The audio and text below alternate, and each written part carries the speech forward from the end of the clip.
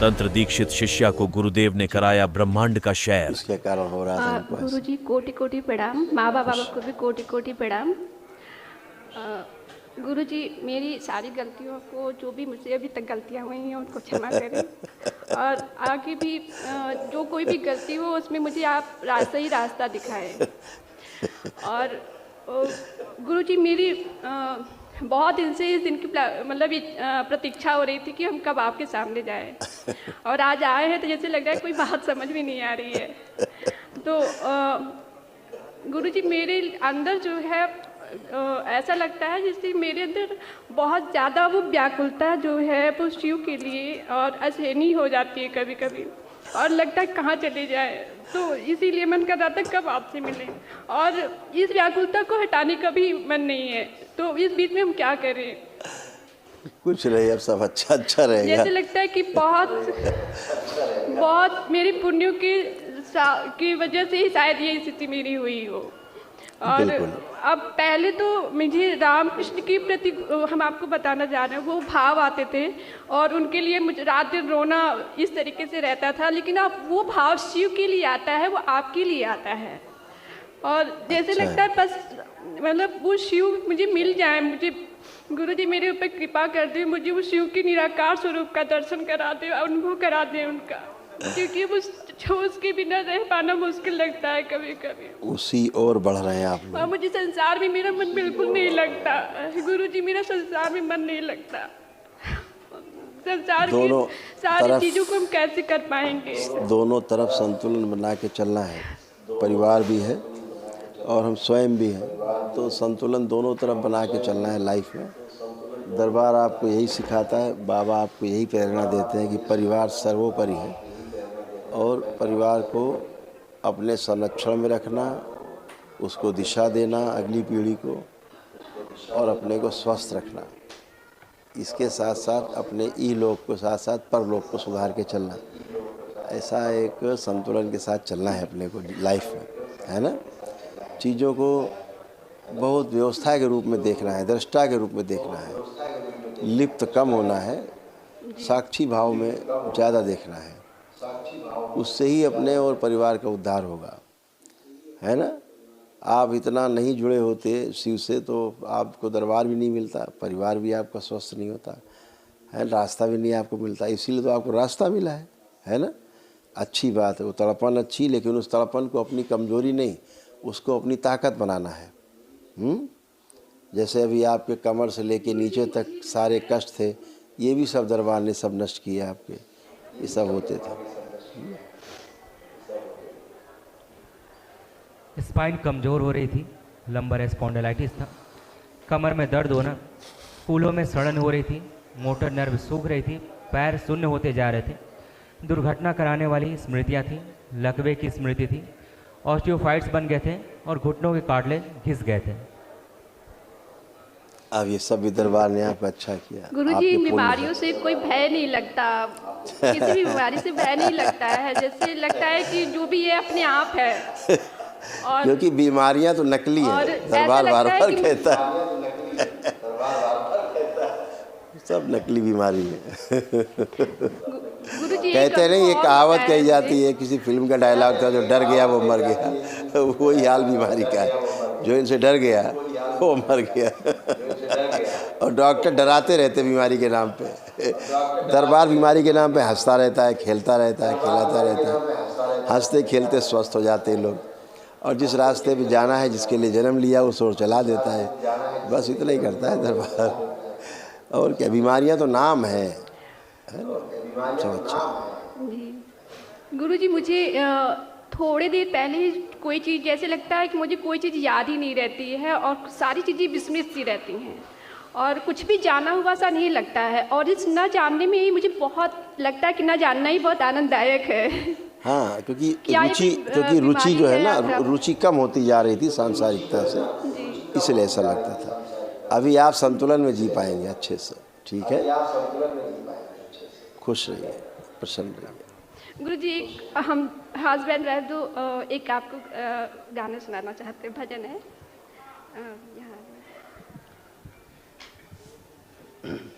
प्रणाम गुरुदेव। ये जीवन समर्पित चरण में तुम्हारे, तुम ही मेरे सर्वस्व, तुम ही प्राण प्यारे।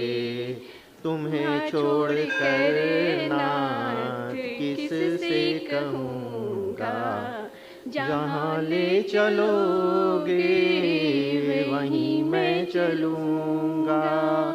न कोई शिकायत न कोई अर्जी, कर लो करा लो जो हो है तेरी मर्जी। खुशी दो या गम दो, जो भी मैं खुशी से रहूँगा। जहाँ ले चलोगे वहीं मैं चलूँगा। दयानाथ दयनीय मेरी अवस्था, तेरे हाथ अब मेरी सारी व्यवस्था। जो भी कहोगे तुम वही मैं करूँगा, जहाँ ले चलोगे वहीं मैं चलूँगा। खूब खुश रहिए बेटा, खूब प्रसन्न रहिए, स्वस्थ रहिए। थैंक यू बेटा। बाबा बहुत बाबा अच्छा। बस एक आग्रह है आपसे। बाबा एक आग्रह है बाबा, मुझे समाधि का अनुभव मुझे करने का मन है, एक बार करा दीजिए। कर पाएंगे, धीरे धीरे कर पाएंगे। आंखें बंद करिए, आप आंखें बंद करें।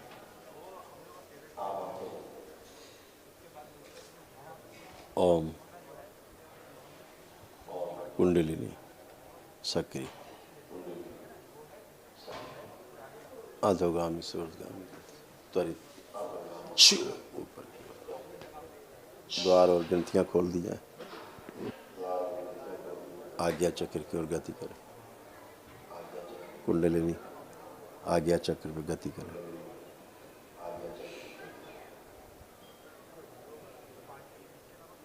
महेश ग्रंथि बंद रखी जाए और ऊपर कुंडलिनी आराम से ऊपर चढ़े और ऊपर।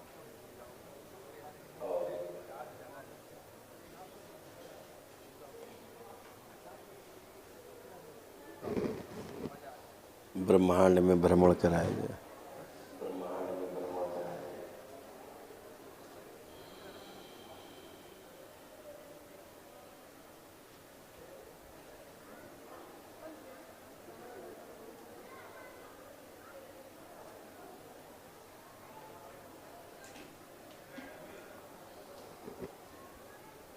ब्रह्म ग्रंथि विष्णु ग्रंथि खोल कर रखी जाए।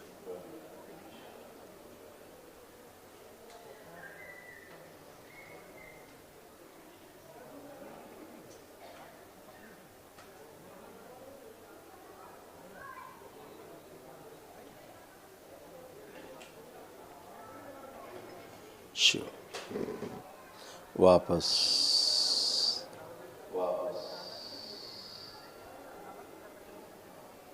धीरे धीरे नीचे वापस स्थिर हो। मूलाधार ग्रंथियां और द्वार बंद किए जाए।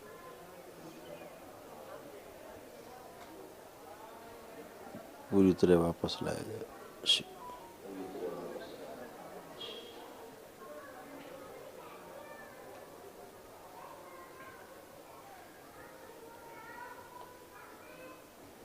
पांच बार बोले ओम नमः शिवाय। ओम नमः शिवाय, ओम नमः शिवाय, ओम नमः शिवाय। दोनों हथेलियां आपस में रगड़ के नेत्रों पे रखें। ऐसे 5 बार करके धीरे धीरे नेत्र खोल दें।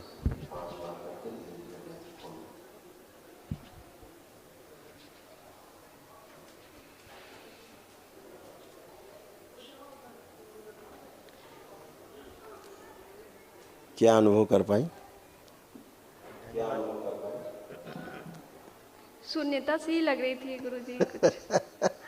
और लेकिन थोड़े से विचार भी चल रहे थे। कुछ विचार भी चल रहे थे। विचार चल नहीं रहे थे, विचारों को आप देख पा रही थी।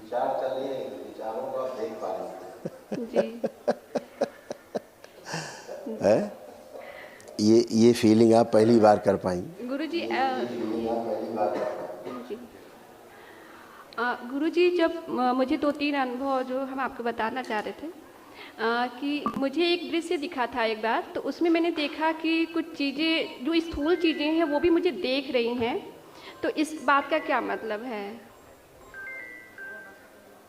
मुझे लग रहा था कमरे में जो चीज़ें वो सब मुझे देख रही हैं। बेटा 1 मिनट।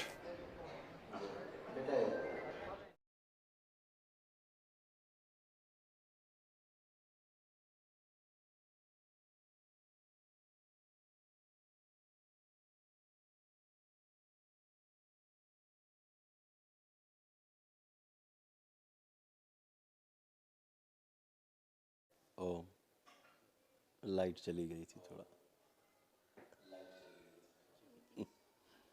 तो हम ये कह रहे थे तमाम चीज़ें दिखाई सुनाई देती रहती हैं, लेकिन जब आप बाबा जैसे पूर्ण गुरु से जुड़ती हैं तो फिर जिस दिशा में जाना होता है उस दिशा में जाने की कोशिश करती हैं और अभ्यास करते करते धीरे धीरे सफल होते हैं। उसी क्रम में आप लोग तंत्र दीक्षा लेकर आगे बढ़ रहे हैं और आगे कर पाएंगे सब सफलतापूर्वक। अभी तो शुरुआत है। खुश रहो, प्रसन्न। गुरुदेव आपके आशीर्वाद से मेरा भाई कैंसर पेशेंट है और आपके आशीर्वाद से गुरुदेव साल भर के अंदर पूर्ण रूप से स्वस्थ है। उसे ना तो जरा सी भी कमजोरी महसूस होती है, ना थकान महसूस होती है। मुझे कमजोरी और थकान महसूस होती है, लेकिन मेरे भाई को जरा सी भी कमजोरी और थकान नहीं महसूस होती। बिल्कुल बेटा। और मेरी माता भी बिल्कुल स्वस्थ हैं आपके आशीर्वाद से गुरुदेव। अब आपको भी थकान कमजोरी नहीं महसूस होगी। उसी की थकान और कमजोरी आप में ट्रेवल करके आती थी।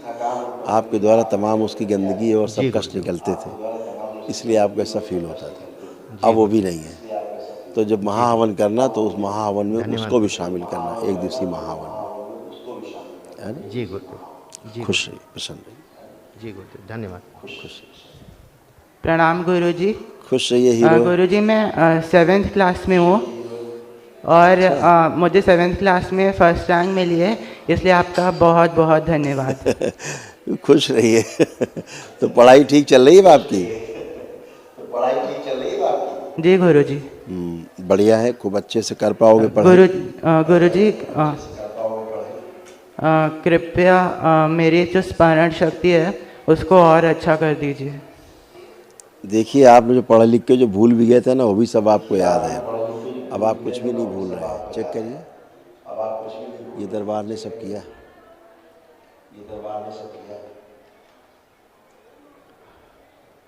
जो भी आपने पढ़ा होगा उसको रिकॉल करिए, देखिए सब आपको याद है, कुछ भी नहीं भूले।